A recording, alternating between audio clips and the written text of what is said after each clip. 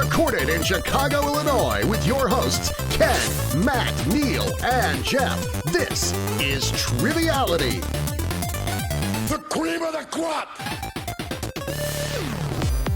Hello and welcome to Triviality, the game where lack of seriousness meets a little bit of knowledge. My name is Neil, and I'm sitting next to Jeff here. How's it going, Jeff? I'm doing great. How are you, Neil? I'm doing pretty good. In the studio today, it's a little empty. It's just you and I in here. Just the two of us. So Ken isn't here. He actually decided to go to the Maytag factory and work on the line, fixing everyone's washer and dryers. And if you guys happen to see any stray hairs in your dishes, it's probably from Ken. Hand washing with what's that stuff called? The silver thing that you clean with. It clumps like into balls. Scouring pad? Yeah, like a steel wool. Steel wool. There you go. So they don't make him wear a beard net. They don't make him wear a beard net. No. I thought he was gunning for Colin Ferguson's job. As the Maytag man, you might be right. Star of Eureka, and that was Matt's voice you heard coming to us from the city of Angels. How's it going, Matt? It's going great. As always. And Matt, if possible, one of the future episodes, we'd like you to do the episode from the Angels flight ride. Not ride, it's an actual form of transportation from the old days, but just Google it. It's pretty cool. I'll get right on that. Oh, is that that's like the trolley on an little angle? Trolley, yeah. Yeah, do it from the Angels flight. The reason I'm saying that is because I've binged all of Bosch. Great show, by the way. Great show on Amazon Prime. And I've binged all of Bosch, and I've read all of the Mickey Haller books by the same author, Michael Connelly. I'm like on a Michael Connelly. He's like my drug dealer now. So I'm just like Dave Chappelle on that meme where he's scratching. He's like, y'all got any more of that Michael Connelly? So that's basically me. But we have two very special guests here, and we're excited to introduce them. The first one I'll introduce is going to be Matt's partner today. And that's someone that is one of our good friends over from Scotland. You've heard him. You love him. That is Addy Lewis. How's it going, Addy? Hey, guys. Thank you very much. I'm good. Yeah, how are you? Doing well. We heard you were binging some Angel today. What else is new in the world of Addy? Yeah, not a lot's new, really. I'll be looking forward to coming over to Geekbo. As of this recording, it's a week until I go over to Chicago, so I'll be jumping pretty much straight off the plane and going straight to a live quiz with you guys, actually. I think that's the plan. Should be a good time. Having this already happened, I'm sure that you guys won first place. Congratulations. Thank you, Matt. Excellent result. I think Addy was a little surprised that the winner has to streak across the bar, so... Well, there's a second time for everything, I suppose, isn't there? I just wanted to get tackled by the ref. Actually. Exactly. Well, thank you very much, Addy, for joining us and for also supporting us on Patreon and just being an avid listener. We appreciate it. Thank you very much. And also joining us, not from Scotland and very, very much not from London, as we've learned. He is living in Somerset, England, which we've discovered was the shooting location of Hot Fuzz and another favorite of mine, Paddington 2. That is a cruiserweight champion on Patreon, a very, very funny comedian, David Rowe. How's it going, David? Hi, guys. Not too bad. How are you guys doing? Doing well. I do want to say for the record that you put this game together very quickly, and it's a huge compliment to you. We were kind of just talking about maybe having you come on the show, and I think you said, I already have half the game written. So we appreciate that, and for you taking the time. But why don't you tell us and the listeners a little bit about yourself? So like you said, I'm living in Somerset in England. I do comedy, not professionally or full-time or anything, but it's just one of my many hobbies which will never make me money, such as trivia and... listening to you guys, and join the club. Yeah, listening to us will definitely not make you money, that's for sure. But it actually cost me money. Yeah. Thanks to Patreon. 100%, Addy. Patreon.com. Well, Triviality podcast. Yes. Well, don't sell yourself short, David. You are sell yourself short, please. You're selling yourself? Yeah, you're removing your outer shell? Seashores by the shore. Yeah, but yeah, don't sell yourself short. You're very, very funny. And where can people find your comedy anywhere? Are you touring anywhere around England right now? I sort of took a bit of a break from it for the past 6 months, and I started looking at doing bits of acting and voice acting and stuff like that. So it's something that I'll hopefully be getting back into very shortly, but I don't have any dates at the top of my head at the minute. Oh, no worries. But people can, I think, look you up, though. David Rowe Comedy, I think, right? And find some videos like I did. Yeah, on YouTube and Twitter as well. I'm David Rowe Comedy. Wonderful. Yeah, definitely look up David. His last name's Wroe. He has some very funny bits on there that I was watching before we recorded. But thank you both for joining us today. And Matt and Addie, you're going to be a team, and you've already come up with the team name. What do you got there, Matt? Well, yeah, I remember when we were flying back from Geek Bowl last time, we couldn't get the Iron Brew through customs, more or less, because it too much liquid. That was the thing. Really? Yeah, we had. I think it made your bag weigh too much. There was a whole thing there. But Addie's drinking some Iron Brew today. I'm drinking some Mountain Dew. So we're Iron Brew and Mountain Dew. That sounds good. Is that the new formula that Bryan Cranston's been plugging? Yeah, I think so. Iron Brew and Mountain Dew. Commercial. So do I. That's really good. We enjoyed Iron Brew in the studio on one of the episodes. I can't remember which number it is, but I was very. It was almost like I was drunk after drinking it. I was in a haze. And Jeff and I today were talking a little bit about philosophy while we were getting some lunch, and and we were also talking about the show Cheer on Netflix, which is very, very captivating. If you haven't seen it, a lot of people do not respect cheerleaders, and it being a sport. Colleen was a cheerleader and kind of hurt her body several times. It's a hard sport, but we were talking about cheerleading. We were talking about philosophy, so we're going to be Immanuel Kant even. So. Nice. Yeah. I love that. So let's throw it over to the voiceover guy who's going to be doing an impression of David, doing an impression of the rules guy. Let's see how that sounds. The rules of the game are simple. 20 questions split into 2 rounds worth 10 points apiece. At halftime, there'll be a special swing round designed by this week's host.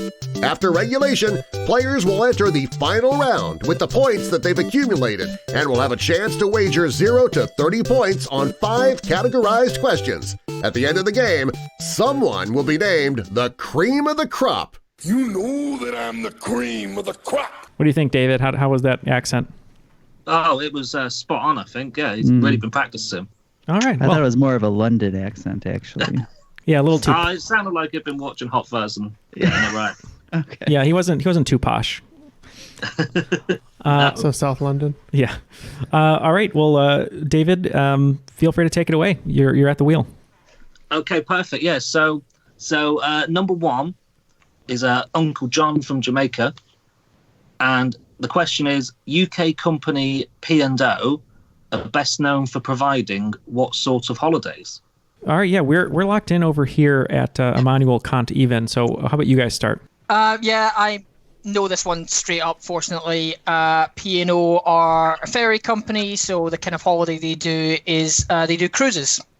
Ooh, that makes us feel good over here. We figured when he said holiday and Jamaica was in the subject, we thought it's got to be a cruise.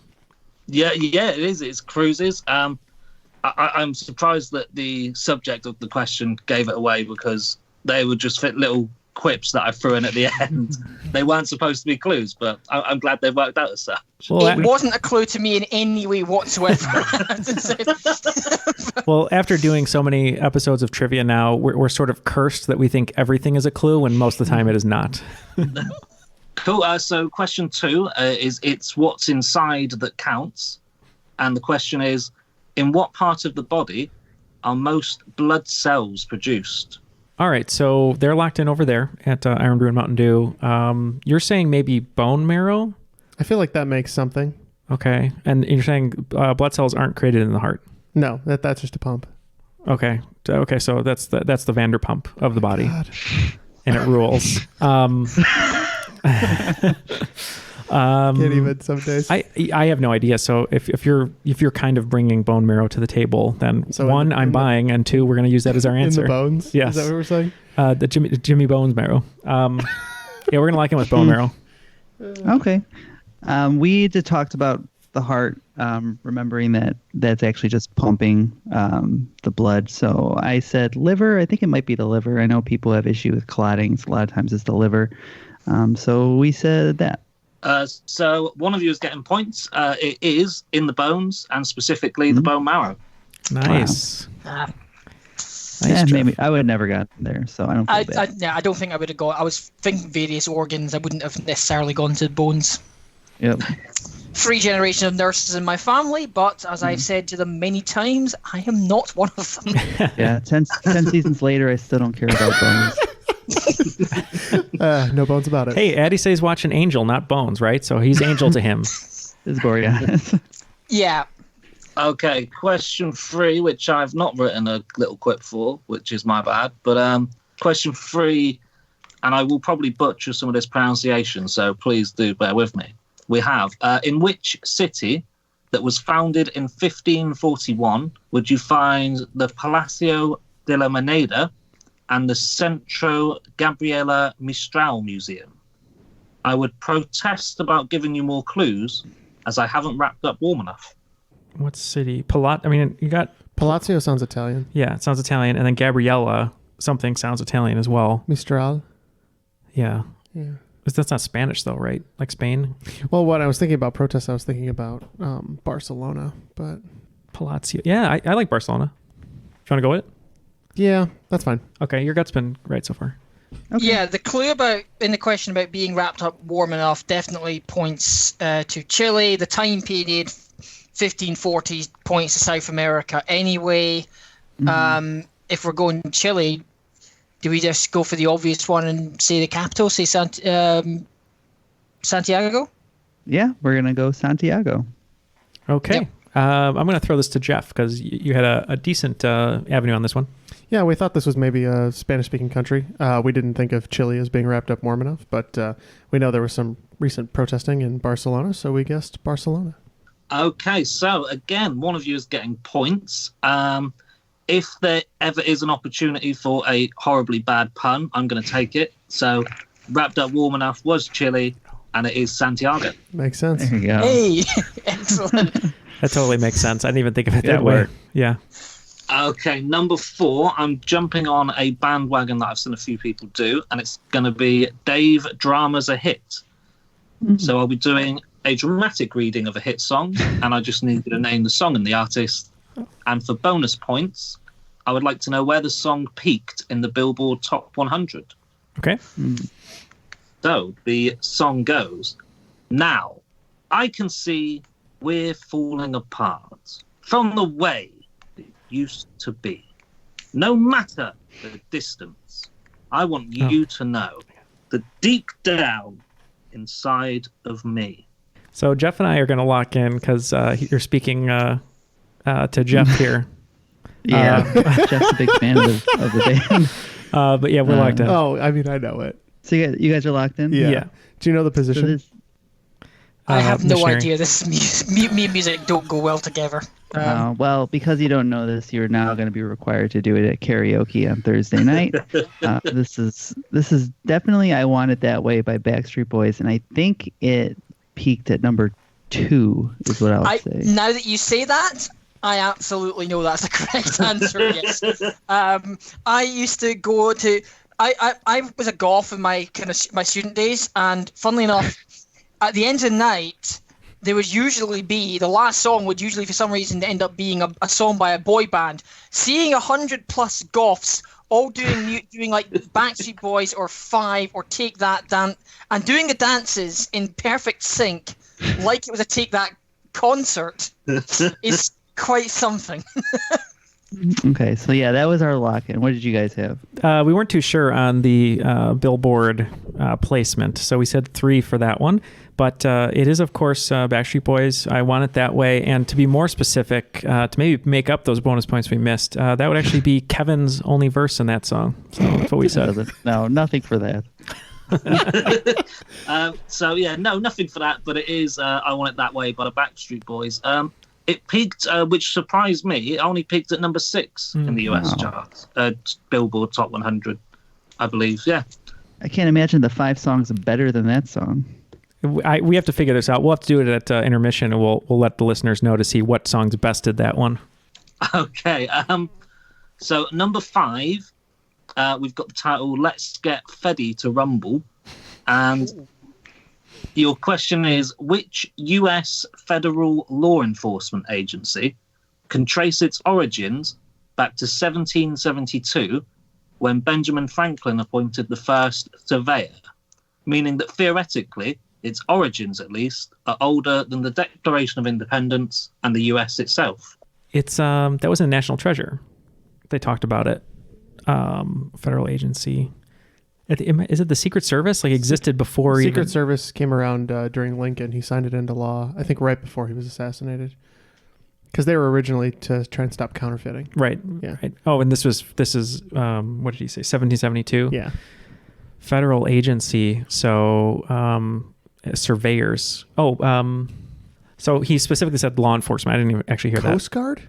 That makes sense because it would have been ships. They would survey the land from the that sea, makes sense. right? I mean, yeah, that makes sense because it was a. That'd be interesting if it was like the oldest branch of the military. Well, let's just go Coast Guard because we don't really know. I'm fine with it. Okay, so me and Andy were talking. We quickly ruled out FBI, CIA, anything like that. And then Andy said the ATF, which is interesting because you would think maybe you'd want to get that started as soon as possible. And I agreed, so that's what we locked in with. That does make a lot of sense. We were trying to pull our Benjamin Franklin Gates, or sorry. Anyway, National Treasure, but we couldn't. So we don't think this is considered a law enforcement agency, but we thought, from the water, you might survey the land. So we said the Coast Guard. Okay, so I think, Addy, you were getting close to this one because you were going along the right lines. I think they had something to do with tobacco and alcohol at some point, but it was the United States Postal Inspection Service. Oh. I thought about that, but that didn't click. Yeah, I always forget that they have that law enforcement wing. Yeah. Wait, isn't there like a Saturday morning kids show the about cartoon. Yeah, we talked about this on another show. But no, it's a live action show. The Inspectors or whatever it is. Yeah. And they have guns and that no one needs. Yeah, the Inspectors, that's what it's called. So after 5, it looks like Emmanuel Kant-Even has 30 points. And what about you over at Iron Brew and Mountain Dew? Also 30 points. All right, tight game. Let's keep it going, David. Okay, no problem. So question 6 is That 80s Show. And your question is, which 80s CBS show in its 6-year run was responsible for 6 consecutive Emmys for Outstanding Lead Actress in a Drama Show and 12 nominations for the same award? No other show has matched it for wins in this award, and only Murder, She Wrote has matched it for nominations. Dallas? No. Oh, maybe, oh my God, what's on my tongue? Dynasty? Oh, Dynasty. That was the 2 women, they had the fight when they went in the pool, and it was I like that. Suzanne Collins, I think. I can't remember her name, but that's the author. But that was a big thing. Yeah. That could be it. Let's go that. Let's try it. It's very 80s. Okay. Yeah, we're saying we think it's possibly one of these sort of detective shows, sort of someone and someone. If the show ran for 6 years, 6 wins, 12 nominations, obviously 2 nominations for leading actress. Yeah, so Cagney and Lacey makes the most sense. I think we're good to lock in on that. All right, so you're on Cagney and Lacey. We weren't really sure of shows that were in the 80s. We were having a really hard time actually trying to figure that out. And the only one we could think of, and we don't think it's CBS, was Dynasty, possibly, because we knew that there was the famous scene of the 2 actresses kind of fighting. It was very dramatic, and then they went into the pool. It was more soap opera, I think, but we figured we'd try it. So Dynasty. Dynasty was 80s, though, so that's right, at least. Okay, so, Addy, you picked up exactly what you were meant to in the question. It ran for 6 years, had 12 nominations for Outstanding Lead Actress, and so you went down the right route, and you got the right answer. It's Cagney and Lacey. Nice. Both Cagney and Lacey doing good work. Okay, question number 7 is titled Bardi Hell, and it is, which colourful Disney character shares his namesake with a less colourful Highness Shakespeare villain who has a penchant for handkerchiefs? We're locked in over here. Ooh, locked in. We are not. We are nowhere near it yet. Correct. Thinking about Shakespeare villains, we got Shakespeare, Macbeth, Julius Caesar, nothing there. Shylock. I could name a decent number of the Shakespeare villains given enough time. Yeah, I literally have nothing here. I mean, we could say like Dumbo or Disney characters, Bambi. Yeah, we got like literally nothing here. This is it's a fantastic question, and I'm annoyed that I can't. I'm going to kick myself when I hear it. Yeah. So we're gonna wave our white handkerchief on this one and see what you guys said, because we got nothing. This is a very great question. I will say we know that David listens to the show because it is a reference to our show, unless he did it unknowingly. But we've said this one fact a few times, and it took me a minute to get to it. But one of the characters in the Disney film Aladdin is voiced by Gilbert Gottfried, who is named after a villain in Othello, and that is Iago. Yep, that is exactly right. Colourful because he's a power. Right. Oh, right. Okay. Yeah, Yeah. I was thinking far more literally. Okay. Number 8, and this one is titled "It's the one that says bad mother effer on it." And the question is, UFC 244 made history as Jorge Masvidal won a title that wasn't strictly a title. The BMF title was specially created for this much-hyped contest. Jorge won the fight and the belt after a doctor's stoppage, but which fighter, who holds the record for most Fight of the Night bonuses, did he defeat? And at bonus points, which celebrity presented the belt to the winner? Okay. All right. So just 1 second here, because I know the celebrity. Right. So The Rock presented him with the belt. Okay. And shoot, I just watched that clip again because he beats him in like 5 seconds. I don't think it's Nate Diaz. Nate Diaz is the guy that has the beef with Conor McGregor. Okay. Shoot. Yeah, I don't follow UFC at all. Yeah, I don't know. I'm not going to get there. So let's just go, just to keep time. I'm just going to say, we'll say Nate Diaz and get the bonus points for The Rock. Yeah. Do you want to go with the first with So the guy yeah, who said the line? so we're sure it's Nate Diaz, and then we started thinking, or I started talking about Shaft, because he also is He's a a BMF. Bad mother effer. Right. Shut your So I think we just are going to say Nate Diaz, and for bonus, Samuel Jackson. I wasn't too sure if Nate Diaz was the correct answer. I knew that he has a beef with Conor McGregor, so we put Nate Diaz because I'm very unsure on that fact. I just watched the clip on Twitter of him winning in 5 seconds or whatever with his knee. But I do know for a fact that the person who gave him the belt was Dwayne "The Rock" Johnson. Oh. Okay, yeah. So, it was Nate Diaz who he defeated, and it was Dwayne "The Rock" Johnson who handed him the belt. Wonderful. And how many bonus points is that for, David? 5. You give him 5. I don't want to do 2s. Yeah. All right, sure. hate that. We'll take the 5. Okay, number 9, and this is Link It Up, because I want you to tell me which actor links the following films, and they are Coneheads, The Longest Yard, Grown Ups, and The Week Of. Okay, so over here at Emmanuel Kant Even, took us a second, but I think we have the correct answer. We'll just go first. We think this is the Rock Man, Chris Rock. Oh, Chris Rock. So I thought this was actually possibly Adam Sandler, because we were thinking, I think he was in The Longest Yard. I know he was in Grown Ups, and we figured Coneheads was an SNL movie, so it's possible that he was in that too. But I guess Chris Rock fills all those buckets too. So we'll see who's right. We said Adam Sandler. Okay, so this one, The Longest Yard, Grown Ups, and The Week Of all contain Adam Sandler and Chris Rock, but Coneheads only contains Adam Sandler. So Adam Sandler is the correct answer.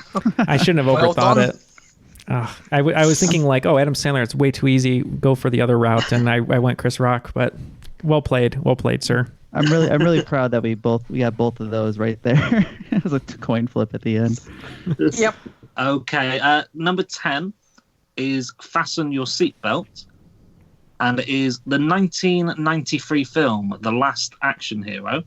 Features many action movie tropes, including a memorable car chase sequence. But what sort of car does Arnie's character, Jack Slater, drive during the chase? So I was telling Jeff, Last Action Hero is like one of my favorite guilty pleasure movies, one of my favorite Arnold movies, and I'm just kind of racking my brain on the make and model of the car. So in the car chase scene, it's when the main character transforms goes through the movie screen. He ends up in Arnie's back seat. He turns off a stick of dynamite, and then they get chased by an ice cream truck, and the ice cream truck is blown up or gets shot at, and like a guy gets an ice cream cone in his head. Anyway, I can't think of the name of the car he drives. It's like a boat. It's gold. It's really wide, and it's convertible.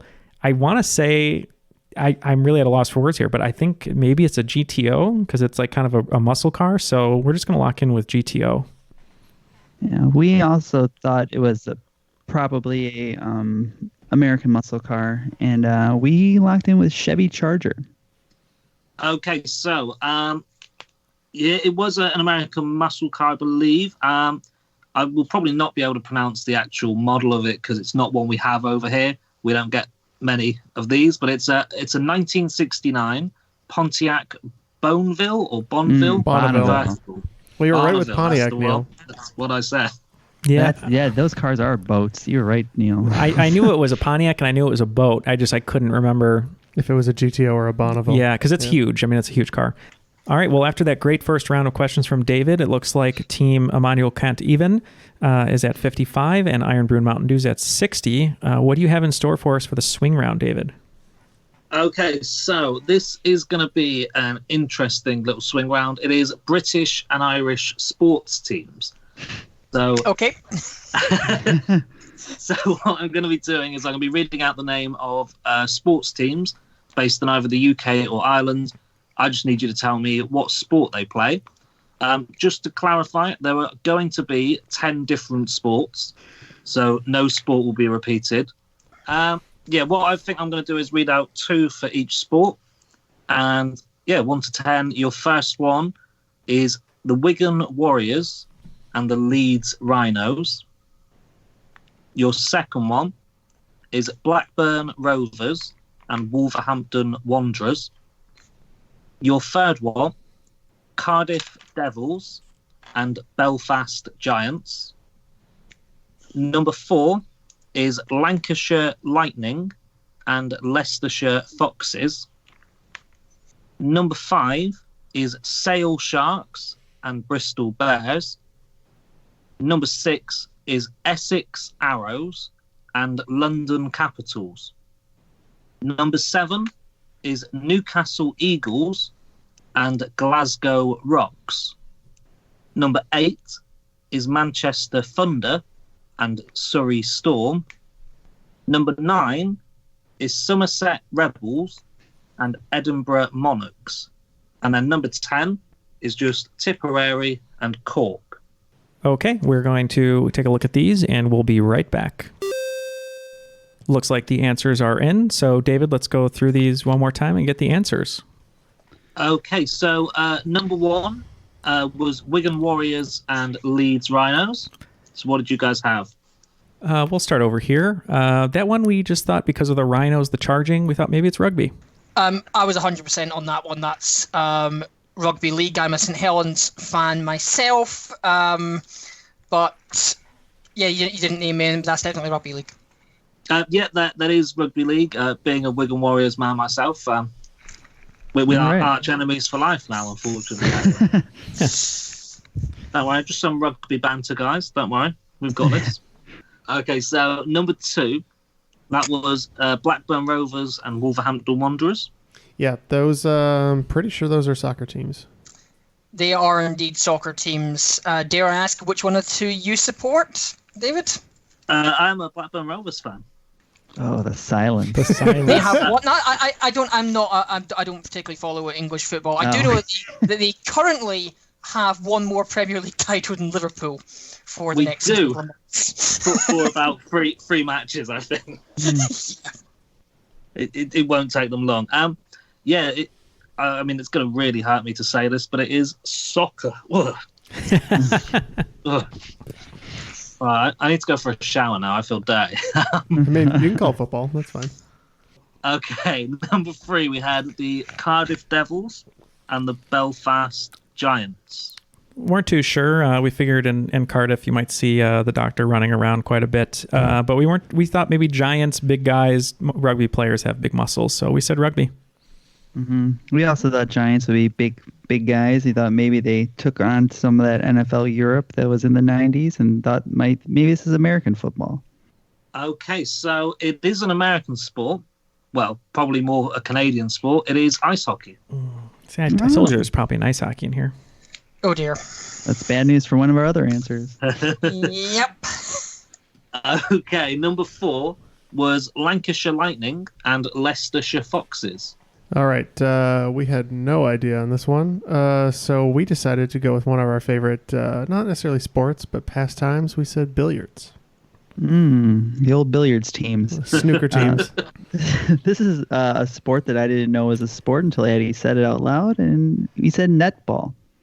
Okay, so billiards teams normally would be named after a pub, not a county. Addy, you did pick up earlier that a certain sport was normally named after counties. If I'd just read the counties, it would have been too easy. I've read you out the 2020 team name. Oh, and it is that's cricket. where there was a question in the competitive quiz fairly recently. It basically asked the name of a weather. It asked for the name of a weather-related team. It was a clue towards Lancashire Lightning. I knew that I knew I'd heard the question, and there I you heard go. the team. And I couldn't pick the sport up. And just to confirm, that was cricket, David, you said, right? Cricket, yeah. Okay, great. 2020 cricket, if you want to be overly specific. So number 5 was Sale Sharks and Bristol Bears. Yeah, we decided not to play around with this one. We just said we know Sale is probably a place, but because of the Sharks, we just said maybe it's a sailing team. Oh, I know this one's automatically wrong. My own local ice hockey team is named the Solway Sharks because of the Solway Firth. I know I've heard of the Sale Sharks, but I can't remember what sport they do. But clearly, it is not what we said, which is ice hockey. No, it's not ice hockey. If it would help you at all, Addy, a famous player from the Wigan Warriors went over to the Sale Sharks called Jason Robinson. They are a rugby union team. I ruled that out. Number 6 was the Essex Arrows and the London Capitals. Yep, this one we know is wrong now. We just said hockey. This one, I thought arrows sounded kind of like something that you'd have in baseball. I don't know why, just something fast projectile. So we said baseball. Okay, so the Essex Arrows and the London Capitals, they are baseball teams. Oh, right. Nice. Excellent. Okay, number 7, we had the Newcastle Eagles and Glasgow Rocks. We thought, what's a sport that's high-flying and rocks? And we said beach volleyball. Oh, that'd be fun. We weren't sure either and kind of went with something like field hockey. I lived in Glasgow for 10 years. I know I could rule out a lot, and I couldn't figure out what was actually left. Okay, Addy, I could feel your frustration as you were doing this, and I'm going to frustrate you even more because this is one of the ones that you ruled out. It's basketball. Damn it. Well, that's a little bit of a spoiler for number 8, so let's hear those because you're going to hear why we did not get points. Okay, number 8 was Manchester Thunder and Surrey Storm. Yeah, to match the American Thunder, we thought maybe they took the name and it was basketball. We did exactly the same. We said basketball for that one. Okay, it's similar-ish to basketball. It is netball. Okay, number 9, we had the Somerset Rebels and the Edinburgh Monarchs. Yep, this one we didn't really know either, so we just said polo. Running out of sports on this one, but we ended up going with thinking that it's a sport that tends to come up if you're looking for an obscure sport. It's becoming a lot more popular now. We said roller derby. Okay, so this one, the Somerset Rebels and the Edinburgh Monarchs, they are teams. So they are on wheels. It's 2 wheels because they are speedway teams. Speedway. I don't know what any of these things are. I had it in my head and didn't say it. I just looked up netball, and it looks like somebody just forgot to put the backboard up. I was thinking the same thing. Netball, it does come up in trivia a fair amount. It's 7 players, it's almost entirely played by women. Very Okay. seldom played by men for some reason. Well, I hope to break that mold. I'm training starting today. There you go, Matt. Matt has now registered the domain U.S. men's netball. So there you go. Okay, your 10th, and you'll probably be glad to hear your last one of these. It was Tipperary and Cork. So we thought, what's a sport that's maybe only played in Ireland? Because we think those are both Irish counties, and we said Gaelic football.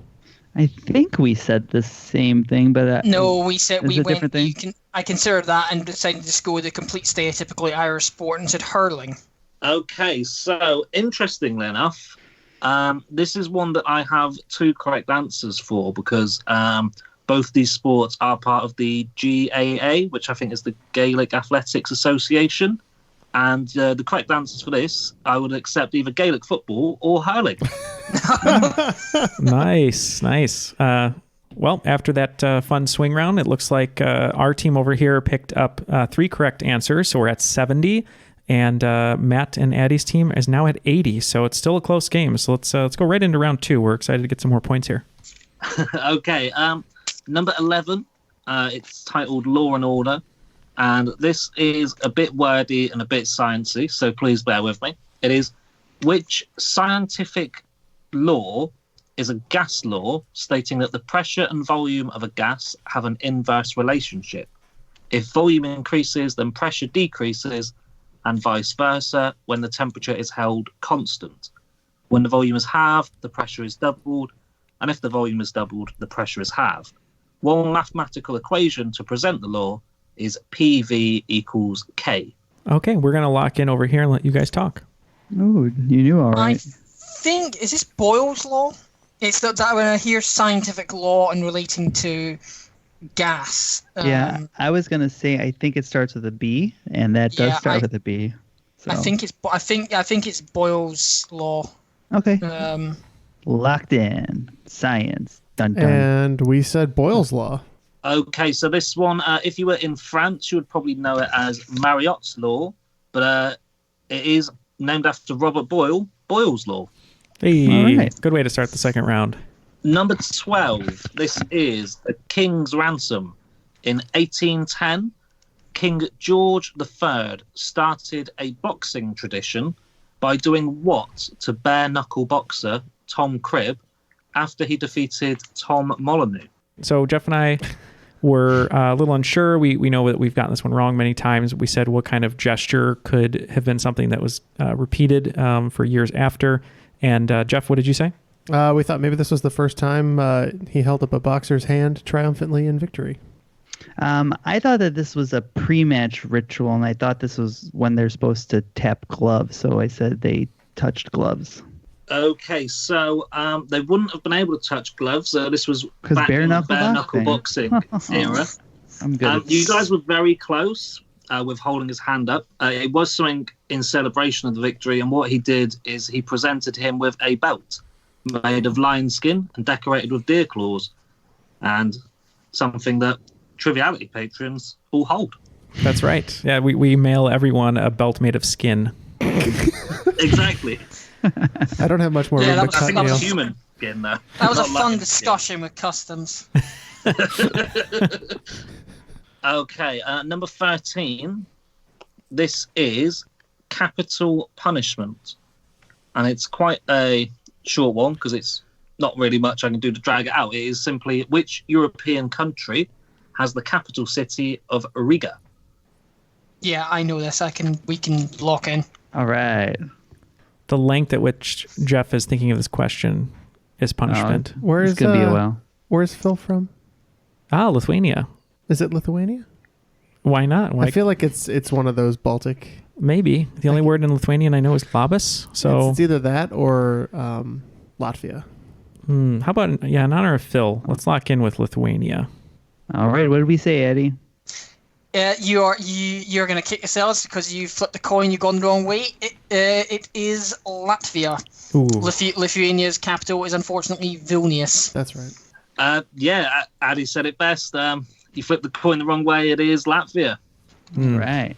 Okay, question number 14 is Neil. That's spelled Neil before Zod, because cheap pun, why not?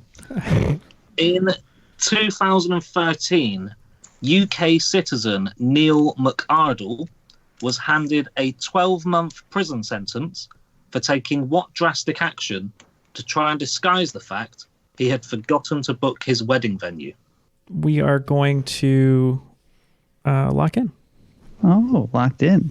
You're locking in. Okay, yeah, I've got. All right. I have got no idea. I don't recall ever having heard about this story. Yeah, I got next to nothing. So I've got nothing on it. So you just have to give up on this one. yeah, general fraud. Yeah. General fraud. Okay. We discussed a few things just for fun. Jeff said maybe he faked his death. I said maybe he robbed the schedule or calendar so that no one would have a wedding date. But along those same lines, we just thought, if he forgot to book and his wife would be mad at him, we said, well, why didn't he just burn down the venue so no one could have a wedding? So we said he burned it down. Okay. I like the fact that burning down the entire venue would only give him a 12-month prison. I don't actually know what are some prison sentences here. We didn't either. We thought it was a little light. Okay, yeah. So what he did, you sort of caught on to the right ideas. So he wanted to make sure that nobody could have their wedding there, or nobody would there'd be a reason for them to not turn up and him not get found out. And what he did is he rang up and called in a bomb threat. Okay. Oh, that makes sense. Yeah. Okay. Okay, number 15, and this one is titled Kick Off the Sunday Shoes. The original Footloose film is well known for starring Kevin Bacon in the leading role and is a definite favourite of Star-Lord. But which Woody Allen favourite, who would go on to win 2 supporting actress Oscars for films under his direction, played the mother of Spacey's love interest, Ariel Moore? Cool. So I've seen Footloose once on TNT in a hungover afternoon. I've never seen any Woody Allen movies. So what I'm saying is I'm not helpful to this question. Yeah, we got nothing. Yeah, we got nothing. Tapping out. All right, so they have nothing over there. This is an actress that she's a great character actress, and I believe it's Diane Wiest. Charles Boyle's favorite on Brooklyn Nine-Nine. And Boyle's Law. It all comes together. Okay, so, it is. She won her supporting actress for Hannah and Her Sisters and Bullets Over Broadway, which are both Woody Allen directed films, and she is Diane Wiest. So number 16 is Say Cheese. And it is what sort of cheese originates from a village in Somerset, England, originally matured in local caves. The cheese dates back all the way to the 12th century, as an 1170 pipe roll of King Henry II shows him purchasing 10,240 pounds of the cheese at a farthing per pound. Yeah, I know this one. Yeah, we can lock in. Okay. If you're okay with that, Matt. Oh, yeah. All right, Jeff, because I don't think we're going to know this one. So this is what we're going to do. We're only going to take 10 seconds and just name. I'm going to go back and forth. We're just going to name cheeses, and we'll see which one feels the best. Okay, ready? Brie. Munster. Swiss. Cheddar. Mozzarella. Oh. Colby. Parmesan. What's another English cheese? I don't know any English cheeses, do I? Mexican blend. Mexican. Cojita. Let's go Brie. We're going to lock in with Brie. Yeah, funnily enough, you guys actually said the correct answer in your random list of cheeses. It is, in fact, cheddar, which is which comes from some, which I knew. I had a feeling that was going to be a question in this quiz because I knew because I know that there's a village called Cheddar in Somerset. Yeah, it's probably the only thing that Somerset is famous for is we invented cheese pretty much. So, good on you guys. Yeah, exactly. Thanks to us. And yeah, the correct answer was cheddar, just to clarify. So I don't think I said that, but I agreed. Cool. So yeah, 17. And the question is, what sort of animal can be either New World or Old World and has species such as king, turkey, bearded and Egyptian? Whilst flying, they would be a kettle. Whilst resting, they would be a committee. But whilst feeding, they would be awake. It could be not as pigeon or... I mean, penguin makes sense too, but they don't fly. Penguins don't fly. And there are king penguins. That is a type of penguin. Egyptian penguin seems a little strange. I know. Because Antarctic creatures that have a Right. variety from the desert. We could say dragon on the ground. Sometimes dragons fly. And Yeah, sure. we know a bearded dragon is a thing. So New World dragons. Here we go. If I learned anything going to medieval times in a historical context, we just took a guess that they had falcons, so there was falconry, so we said a falcon. Okay, so one of you is very close, and one of you is really not. I wonder which one is close. all I could think of when you're going down the lizard route is just the absolute beauty of what a turkey dragon would be. That is my new favourite animal. But so they're not falcons. They're all species of vultures. Vultures. Oh, that makes sense. I wondered about that. Yeah, that but makes sense. None of the makes words for sense. describing them, even though I know they're not. Well, it totally makes canon. sense that it's awake when they're... Yeah. Yeah. Oh, yeah. Yeah. Awake. They feed off the dead stuff. Yeah. Feeding off the dead. Yeah, that makes sense. Sometimes when there's multiple clues, it's harder because then you start latching on to other things and get yourself way away. Yeah, when there's... Yeah, So but what actually you're before saying that- is it's my fault. No, Yes. no. Well, yeah, Matt kind of is, but it's when there's a myriad of MacGuffins. It's always Yeah. hard. Number 18 is the agency, and it's in order to form his sports management agency, Rock Nation Sports. Jay-Z had to sell shares that he owned in what sports team? We can lock in. Okay. The only team I know that he's part owner of is the Brooklyn Nets, I believe. Cheer, Brooklyn. But Knicks and Nets give him high fives. yeah, that's right. I think that's the only one I know of, unless he like sold this earlier for Rock Nation because it would have been earlier on. But yeah, we're gonna go Brooklyn Nets. Yeah, you can't be a sports agent in any league where you own a portion of the team. I think there's only like 0.5% ownership of it because they wanted him to show up and be kind of the mascot because they were terrible at the time. But I'm almost 100% sure it was the New Jersey / Brooklyn Nets. Brooklyn Nets. Okay, yeah, absolutely. He owned like a minuscule amount of the team, but yeah, it was the Nets. Yeah. Yeah, he originally part of it was he wanted to own part of the Barclays Center because they own part of that too, because that's where the real money is in a lot of these is owning the stadium too. But he had to get rid of it, and he's just making a fortune as a agent. So good for him. Yeah, and I don't think Erin's gonna sell her shake in the Barclays Center, so she's holding out for Jay-Z. 100% ownership. Okay, number 19 is titled "When You Don't Even Try." And it is in a game of rugby union. If one team scored a converted penalty and 2 dropped goals, and the other team scored 2 dropped goals and a converted penalty, what would the final score be? All right, we're locked in over here. Oh, you did that really quick. You must know your rugby. I was going to say it goes one of two ways. What do you know about this, Addie? Penalty is 3, and I believe a drop goal is 2. Yeah. Okay, so that's 7-7, right? Yeah, it's 7-7. I have a horrible feeling there's some sort of trick here in relation to the word converted. But yes, it must be 7. It's the exact same score. It looks like, so it must be 7-7. Okay. Well, throughout all of our rugby knowledge, we just figured we would take the actual numbers that Addie was talking about. We would just double them, and so we came up with 14-14. Okay, so in a game of rugby union, a penalty scores you 3 points, and a drop goal scores you 3 points. To be fair, what you pointed out, Addy, is that I wrote the question wrong. It was supposed to be 2 penalties and 1 drop goal, and then 2 drop goals and 1 penalty, so that it would still be 9 apiece, but you would be thinking more about. Well, we got there, and we were wrong. In fact, why did I think that a drop goal? Of course, a drop goal and a penalty are the same score. I don't even know why I said that. What the drop goals are 2, because I know full well they are both for 3. I don't. That's just sheer stupidity on my part. So, number 20, your last one is called Changing Channels.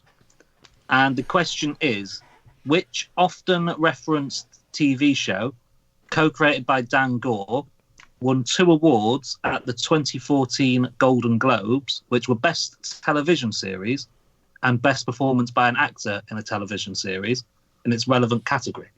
Okay, so we kind of just stuck with the oft-referenced. I think it lasted this long, but we weren't sure, but we said The Office. Okay. We thought maybe it could be The Office, but I don't think Dan Gore was one of the creators. I think it was Daniels and Greg Daniels. Yeah, Greg Daniels. But I remember, I'm just going off the awards angle, and I remember when Brooklyn Nine-Nine had its first season, it won the Golden Globe for Best Comedy and Best Actor for Andy Samberg, and then never won any awards after that, because that's how the Golden Globes are. And I think it was about 5 years ago. So we just, on a whim, said Brooklyn Nine-Nine. Okay, so I did get a bit worried about 5 questions ago when I thought you had started picking up on it. So the fact that I say often referenced is simply just throughout this quiz, every single answer has been a reference, some very loosely shoehorned in, but they've all been a reference to the correct answer, which is Brooklyn Nine-Nine. Oh, yeah, Boyle, Charles Boyle. I had mentioned even. Oh, you did? Okay. Yeah. Exactly. I've never seen the show, so I... Wow. That's great. That's awesome. That's why this game is great, David. So before we go to the final round, just to give a score recap, it's very tight. Our team, Emmanuel Kant even, is at 110. Iron Brew and Mountain Dew is at 120. And before we go to the final round, just a big thank you to both Addie and David for being Patreon supporters, the Cruiserweight level. If you'd like to join them on Patreon, you can go to patreon.com/Triviality Podcast. And at each different level, there's many different perks, from posters and character boxes and special recordings if you'd like, and stickers and things like that. So if you'd like to join them, support the show, keep us going, keep us growing, growing and going, and going and growing and going. Yeah, I was trying to go back and forth and it sounds like the same word. Anyway, if you'd like to support us and join them, please go to patreon.com/Triviality Podcast. And in honor of Patreon, it's going to sponsor these final 5 questions from David. So David, what are the final 5 categories? So your final wager questions, I took time out of all the smartness of references and that all into that first bit. So they are quite simple, and they are: number 1, Green Arrow; number 2, UK boy bands; number 3, Constantine; number 4, Sean Bean; and number 5, Fallout. All the wagers are locked in, so let's get to these questions, David. Okay, no problem. So number 1 is Green Arrow, and it is Oliver Queen's superhero alter ego traditionally lives in the fictional city of Star City. However, which real-world city did he relocate to in the Longbow Hunters miniseries and has featured as his home after the New 52 reboot? Number 2 is UK boy bands, and it is which late 90s boy band had 3 UK number 1s with Keep On Moving, Let's Dance, and a version of We Will Rock You with Queen. American listeners might know them best from their song Slam Dunk the Funk, which was made the NBA's theme song in 1998, despite only reaching number 86 in the Billboard charts. Number 3 is Constantine. Exorcist, warlock, and master of the dark arts, John Constantine, has found mixed success in mainstream media. The 2005 film received mixed to average reviews, and his live-action TV series was cancelled halfway through. Comic book fans will probably know him best as the lead character of what comic book series? Number 4 is Sean Bean, and it is despite becoming famous for being that guy who dies all the time. Sean Bean first found mainstream success in the UK for portraying the title character in which TV show based on a series of Bernard Cornwell novels, set primarily in the Napoleonic Wars. And then number 5 is Fallout, and it is Bethesda has done pretty well at getting celebrity voice actors in games. Who can forget Sean Bean's appearance in Oblivion and Ron Perlman in Fallout New Vegas? But fans may have been taken aback playing Fallout 3 when they had the voice of which major Hollywood star playing the main character's father, James? Okay, we're going to take some time to answer these, and we'll be right back. All the answers have been locked in, so let's throw it back to David to hear those questions and reveal the answers.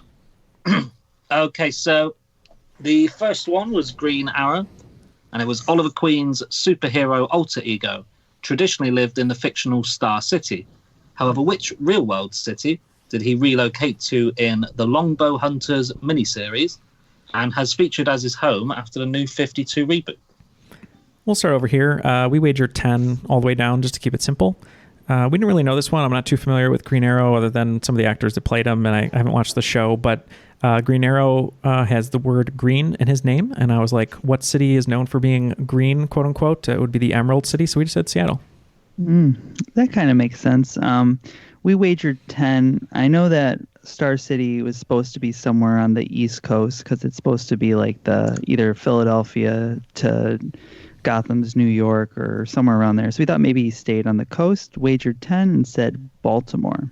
Okay, so yeah, it is Seattle. I didn't know any of the other stuff that they said, but yeah, you managed to get there. It was Seattle. Look at you guys go. Dumb luck. That's how it always works. The best kind of luck. Okay, number 2 was UK boy bands, and it was which late 90s boy band had 3 UK number ones with Keep On Moving, Let's Dance, and a version of We Will Rock You with Queen. American listeners might know them best from their song Slam Dunk the Funk, which was made the NBA's theme song in 1998, despite only reaching number 86 in the Billboard chart. Yep. So this one, David had me sweating a little bit because earlier I said, I love UK boy bands. And he said, get ready for a question. This boy band I consider to be the second best use of putting a number in place of a letter, which would be 7, the original one. Numbers. Well, numbers in place of a letter. So you have the movie 7. No, but I mean the word, like the title numbers. Yeah, correct. Numbers, correct. Yeah. But 7 would be number 1. But for them, I believe it's the boy band 5, which has the number 5 as their first letter. Yeah. What did we wager in this one again, Matt? I can't remember. 15. 50. We wagered 15. I do get mixed up on my UK boy bands, kind of the whole clutch of them at the end of the late 90s. But another one that I used to dance to a lot at the end of the night in goth rock clubs. I did know this one. It was 5. It was 5. They're actually still going now, but there's only 3 of them, and I saw them in concert about a week or 2 ago, which was quite fun. Oh, sweet. That's awesome. So the new band name is Threve. Now a combination of 3 and 5. It was me and 3 male friends, and we were the only single males in the entire building. And it was on Valentine's Day as well, actually, so that was weird. So you had a nice Valentine's Day. Yeah, exactly. Okay, number 3 was Constantine, and it was exorcist, warlock, and master of the dark arts John Constantine has found mixed success in mainstream media. The 2005 film received mixed to average reviews, and his live-action TV series was cancelled halfway through. Comic book fans will probably know him best as the lead character of what comic book series? I think I just screwed up. Okay, so I don't know anything about the comics. I do know, so all I'll say is I do know that his comics are called Hellblazer, but I thought David was asking for what group comic he's in, and the only reason I know this answer that we went with is Guillermo del Toro has been trying to make a Justice League dark a movie for forever, which is basically Justice League, but all the characters are really dark. Like, that makes total sense when I say it out loud. Anyway, we locked in with Justice League Dark, which I think is incorrect. Okay, so we wagered 15 on this one. Honestly, not too sure. We didn't really know that much about the Constantine comic. All that stuff about Justice League Dark and Hellraiser sounds right. So we locked in with Hellboy, which is not right. Okay, yes. So, I was asking for the series that he was lead character of, which was Hellblazer. He was, of course, in Justice League Dark, which I think is probably one of the best DC animated films they've ever done. Absolutely love that. But yeah, the correct answer was Hellblazer. Sorry, Jeff. I thought he meant group series. No, it's fine. Okay. Yeah, sorry about any confusion there. Number 4 was Sean Bean, and it was despite becoming famous for being that guy who dies all the time, Sean Bean first found mainstream success in the UK for portraying the title character in which TV show based on a series of Bernard Cornwell novels set primarily in the Napoleonic Wars. Yep. So again, we wagered 10 on this one. We had no idea. We thought, we'll just name the battle that Napoleon was defeated at, and so we said Waterloo. By far the one I was most confident on with this one. We wagered 15. We wagered 20 on this one. We wagered 20 of this one. Yeah. And this is Sharp.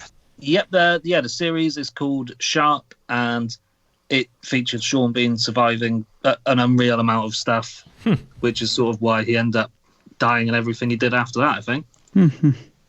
So, yeah, that was Sharp. Number 5 was Fallout, and it was Bethesda has done pretty well at getting celebrity voice actors in games. Who can forget Sean Bean's appearance in Oblivion, Ron Perlman in Fallout New Vegas. But fans may have been taken aback playing Fallout 3 when they heard the voice of which major Hollywood star playing the main character's father, James. I just got the clue. Oh, there was a clue. I don't know. Yeah, we wagered 10 on this one. We thought... I just got the clue too. Yeah. Shoot. Yeah, right? Yeah. So we figured he's popped up everywhere else. We're just going to go Keanu Reeves. The clue has just taken me to the right answer. I believe this is what we said anyway, but it's Liam Neeson. We wagered 5. Yep, you are correct. Yeah. You may have been taken aback because it was Liam Neeson. All right. After the final round, our team over here at Emmanuel Kant Even, we lost 10 basically, so we're at 100. But today's cream of the crop with 135 points is Iron Brew and Mountain Dew. Nice game, Well gentlemen. done. I'm talking about all the way to the top, yeah. Wow. Hey. There you Thank go. you, Matt. Oh, no. Thank you for knowing stuff about anything that isn't in America. I didn't know anything. You knew about more. You definitely knew more answers than I did today. Yeah, we'll call it even. Well, thank you very much, Addie, first of all, for joining us, for indirectly inspiring David to check out the show, become a fan. But thank you very much for taking the time today. We look forward to seeing you here in Chicago In the at People past, in the at the past. point, yeah. That's right. He's going to time travel. I'm Sure we had a brilliant time. Yeah, I'm sure it we was did. great to see you. Yes, We great. won't talk about the incident. We know what happened. We all know. We're not going to talk about it. Yep. That's between you, me, immigration, the police, and Yeah, Scottie Pippen. You're right. And David, great game. I know how hard you worked to put this together in the time allotted, and we really appreciate the questions were great. It was so much fun. And anything you'd like to say before we have you sign off? No, I just want to say thanks for having me on. Yeah, it's been really good. Finally, actually talking to you guys. I've listened to you guys for the past few months, like every day on the way to work. So actually being able to talk back and you actually hear me rather than me just shouting, at strangers in cars. It's brilliant. Yeah. It's one of my favorite things to do, though. Yeah, well, we hear everything. We're almost kind of omnipotent. So if you just say something while listening to the podcast, we'll hear it. So anytime someone makes a dig about a bad accent that I do die a little bit inside. Yeah, my back was like spasming the other day. I must have gotten something wrong on the show. Yeah, it's like the voodoo doll of podcasting or something. Yeah. Well, thank you, David, for taking the time and also for supporting us on Patreon. For Ken, who is fixing Maytags, we'll see him again soon. But for Matt, Addie, David, Jeff, and myself, that was Triviality.